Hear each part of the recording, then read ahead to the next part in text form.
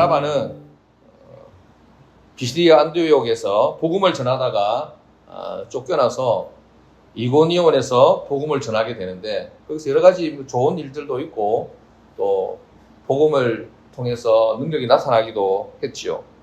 그런데 또 오늘 우리가 함께 읽었던 말씀 앞부분에 보면 거기서도 복음을 반대하는 사람들에 의해서 모욕을 받고 돌에 맞을 위기에 처하게 됩니다. 그래서 또다시 도망해서 오늘 우리가 읽은 성경의 내용대로 루스드라로 갔는데, 이곳에서 또 동일하게 복음을 전하게 됩니다. 오늘 우리가 함께 읽었던 사도행전 14장 8절 그 앞부분에 보면 6절, 7절 말씀 우리 같이 한번 다시 보겠습니다. 지난주에 읽었던 성경 부분인데 같이 한번 보겠습니다. 시작. 그들이 알고 도망하여 루가우니아의 두 섬 루스드라와 더베와 그 근방으로 가서 거기서 복음을 전하니라. 아멘. 예, 바울과 바나바의 그 신념, 그 열정, 그 믿음이 대단하지요. 환경이 어떻든 상황이 어떻든 어떤 상황에서든지 좋으면 좋은 대로 철삭거리지 않고 묵묵하게 복음을 전하고, 나쁘면 나쁜 대로 힘들어서 못하겠다 이것이 아니라 복음을 뚝심 있게 변함없이 증거하는 그런 사람들이었습니다. 이 말은 이들이 바울과 바나바가 자신의 그 목적이 무엇인지, 자신이 존재하는 이유가 무엇인지 분명히 알았다는 의미입니다. 한마디로 바울과 바나바는 사명과 그 목적이 이끄는 대로 그냥 되는 대로 사는 것이 아니라, 아이고 모르겠다 뭐 이렇게 살아가는 것이 아니라, 내가 무엇을 위해서 살아야 하고 어떻게 살아야 하는지를 분명히 알고 그 사명과 목적이 이끄는 삶을 살았고, 그러한 삶으로 세상을 변화시켜 나갔습니다. 이렇게 자신의 사명과 목적을 따라 충실하게 전진하는 바울과 바나바는 오늘 성경 본문에 나와 있는 것처럼 루스드라에서 복음을 전하다가 어떤 한 사람을 만났는데, 이 사람은 태어날 때부터 걷지 못하는 사람이었습니다.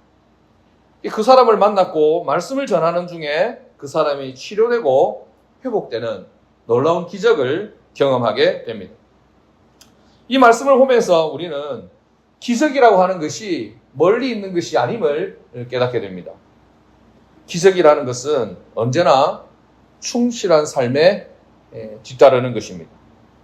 상황이나 형편에 구애받지 않고 자신의 그 사명과 목적에 헌신할 때 기적은 반드시 뒤따르게 되는 줄로 믿습니다.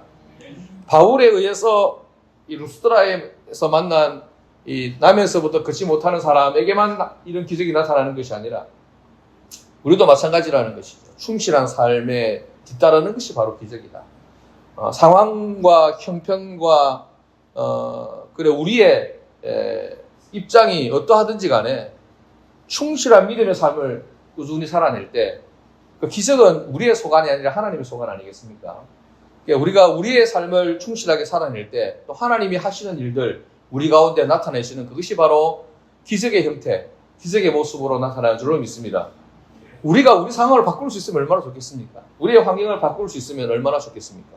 그러나 우리는 그렇게 되지 않기 때문에, 그런 능력이나 힘이 부족하기 때문에 우리에게 주어진 사명을 따라 충실하게 오늘 하루하루 묵묵하게 바울과 바나바처럼 걸어갈 때 그 나머지 일들은 하나님께서 책임져 주시는 줄로 믿습니다. 바울이 루스드라에 와서 말씀을 전하는데 나면서부터 한 번도 걸어보지 못했던 안전뱅이 이 사람이 말씀을 듣고 있었고, 바울이 그를 일으켜 세웁니다. 사도행전 처음 시작할 무렵에 또 나면서부터 안전뱅이가 일어났던 그런 사건이 있었죠. 사도행전 3장에 보면 베드로가 성전 미문에서 성전을 드나드는 사람들을 향해서 구걸하고 앉아있던 그 안전뱅이를 일으켰던 사건을 우리는 기억합니다. 성전 문 앞에 앉아서 성전에 들어가는 사람에게 구걸을 하던 사람을 사도 베드로가 그 사람을 주목하여 보고 은과 금은 내게 없거니와 내가 있는 것으로 내게 주노니 곧 나사렛 예수 그리스도의 이름으로 일어나 걸어라 하면서 그 사람의 손을 잡고 일으켰던 기억이 있습니다. 그래서 그 사람은 발과 발목에 힘을 얻고 그 자리에서 일어나 찬양하며 성전으로 뛰어갔던 그런 모습을 우리가 화면으로 본 것은 아니지만 성경을 통해서 마치 화면을 보듯이 그렇게 볼 수 있습니다. 오늘 이와 비슷한 처지의 사람을 보게 됩니다. 한 가지 다른 점은 이 사람은 구걸하러 온 것이 아니라 무엇을 하러 왔습니까? 말씀을 들으러 왔다는 점입니다. 사도 바울이 말씀을 전하는 그 모습을 얼마나 집중해서 보았는지, 얼마나 열정적인 눈으로, 이글이글 불타는 눈으로 보았는지 사도 바울의 눈에 띄게 되었습니다. 그래서 사도 바울이 그 사람을 주목하여 보았다 이렇게 이야기했습니다. 이렇게 이야기하다 보니까, 설교를 하다 보니까, 말씀을 전하다 보니까 많은 사람들 가운데 유독 그 사람의 눈에 띈 것입니다. 그 사람의 눈빛을 보게 된 것입니다. 9절 말씀 이렇게 이야기합니다. 바울이 말하는 것을 듣거늘 바울이 주목하여 보고 구원받을 만한 믿음이 그에게 있는 것을 보고 서로의 눈빛이 부딪힌 것입니다.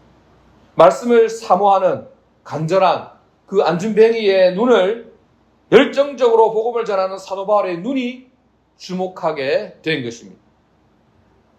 사랑하는 여러분, 흔히 눈은 마음의 창이다, 몸의 등불이다 이렇게 말하고 있지 않습니까? 눈으로 말한다 이렇게 말하고 있지 않습니까? 자신의 간절함, 의지, 그리고 결단, 열정은 그 사람의 눈을 통해서 전달되는 경우가 많습니다. 특히 하나님의 말씀이 증거되고 나누어지는 그 자리에서의 그 안준뱅이의 눈은 기적을 일으키기에 충분했던 것으로 보여집니다. 바울과 그 사람의 눈이 마주쳤습니다.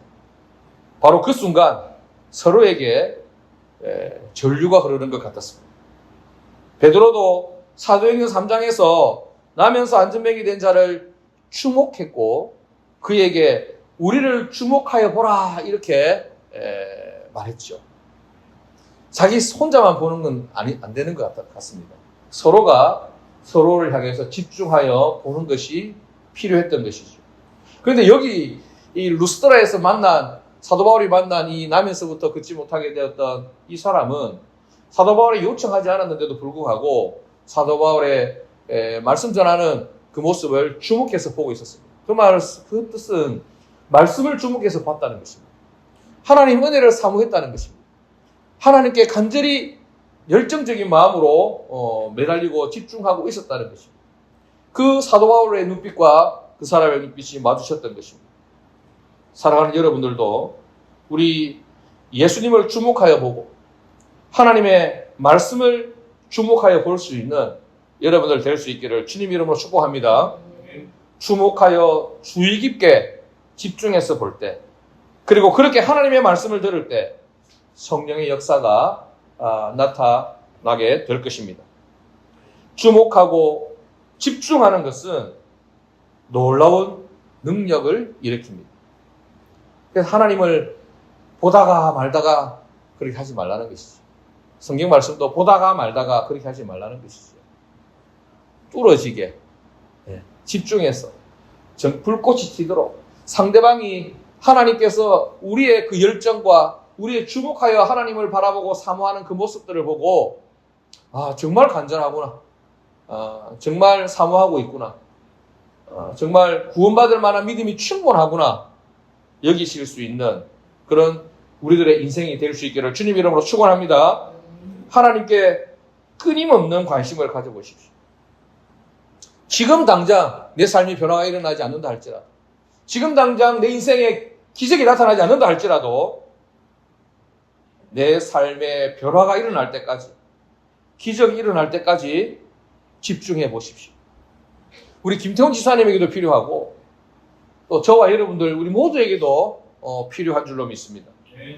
왜 그렇게 해야 되냐면 언제나 기적은 초반에 일어나는 것이 아니라 마지막 순간에 일어납니다. 하나님은 항상 기다리시는 것 같아요. 우리의 능력이 다할 때까지, 우리가 두 손 들고 하나님 앞에 나올 때까지. 주님, 내 힘은 안 됩니다. 내 능력으로는 안 됩니다.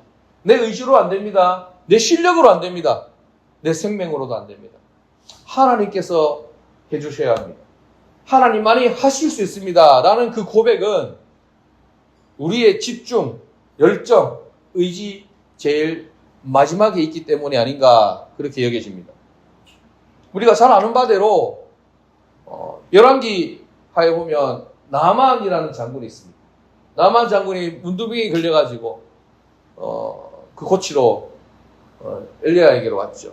엘리야 선지자가 뭐라고 합니까? 요단강에 가서 7번 목욕해라. 우리가 생각할 때 7번 목욕하면 낫는다라는 믿음을 가지고 목욕을 하게 되면 한 번부터 7번까지 나누어가지고 한 13%입니까? 나누어가지고 조금씩 나아져야 될 텐데 6번 목욕할 때까지 아무런 변화가 일어나지 않았던 거죠. 여기에서 놀라운 비밀이 있지 않을까? 조금씩 나아지면 누가 포기하겠어요? 나아지는 거 보고 또 목욕하러 가고 또 목욕하러 가고 7번 만에 다 나아지면 이건 누구나 그 특별한 믿음이 아니라도 누구에게나 다 나타나는 누구나 다 할 수 있는 일이죠.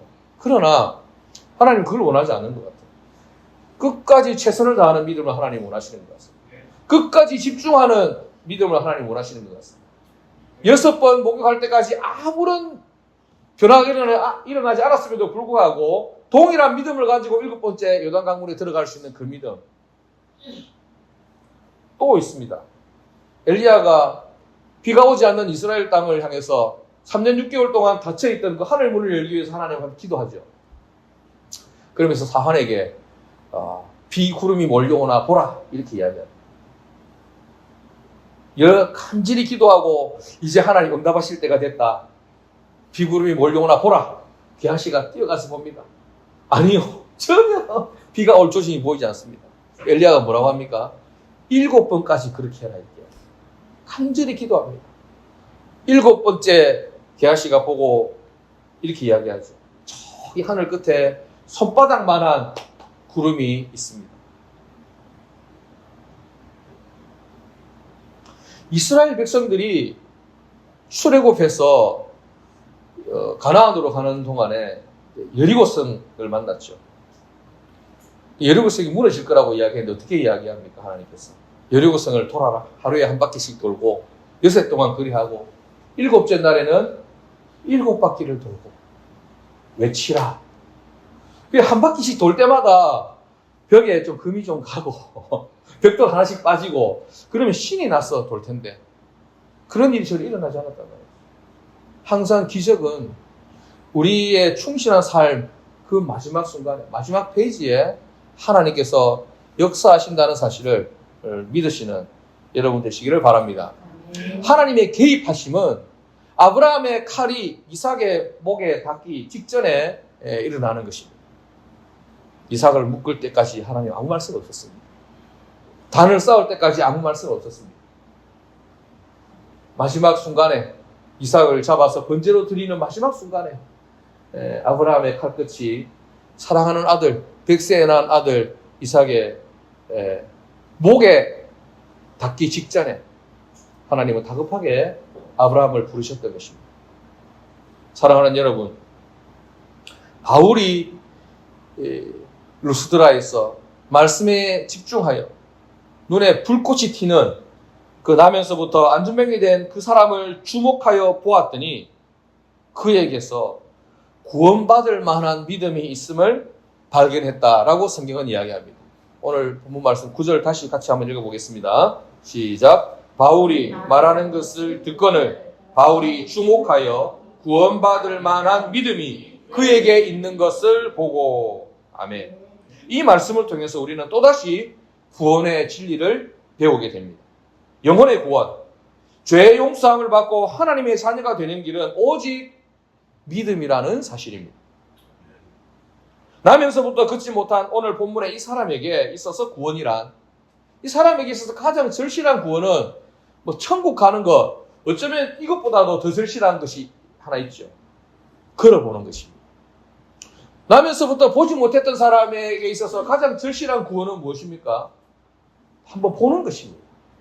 태양이 어떤지, 물이 어떻게 생겼는지, 내 사랑하는 부모님, 가족들이 어떻게 생겼는지 한번 보는 것입니다. 영혼의 구원도 물론 귀하고 복된 일이지만 자신을 가두고 있는 육체적 질병에서 벗어나는 것도 또 다른 구원이고 또 간절한 소원일 것입니다.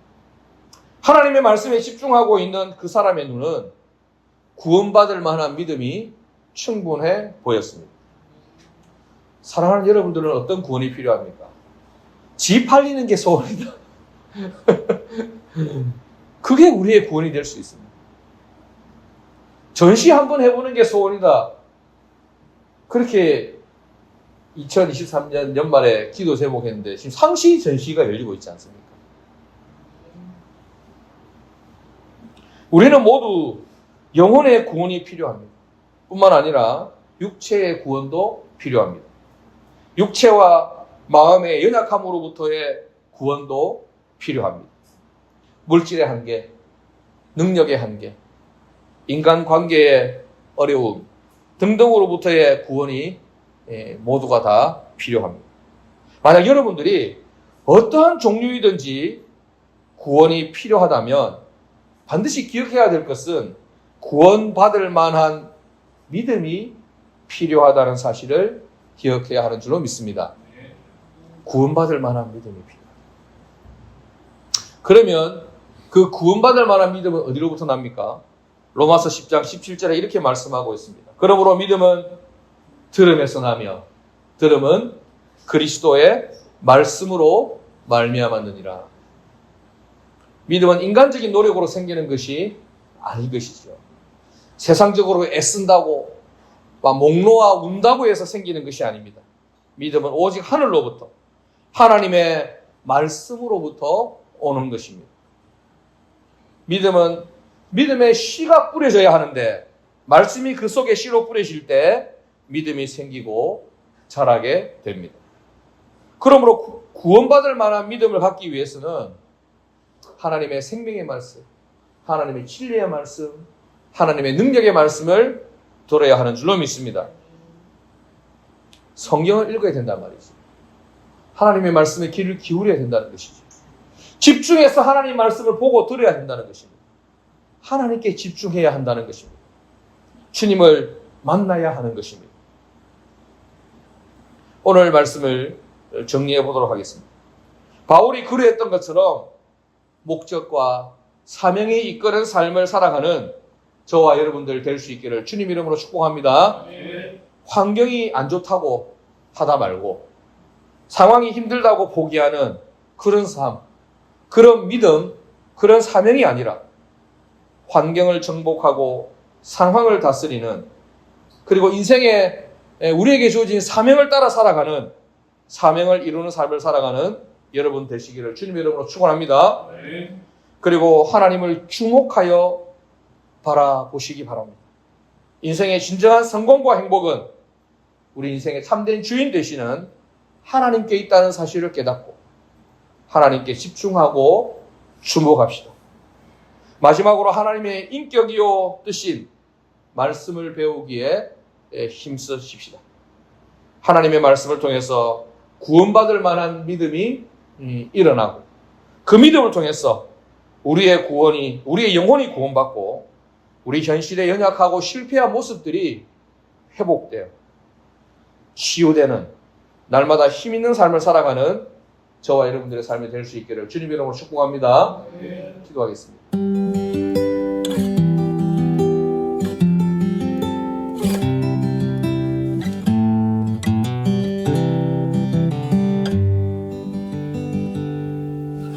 Always find joy in the smallest of things. That is what we found in you. Oh, oh, oh, oh, you are joy. Never give up when the going gets rough.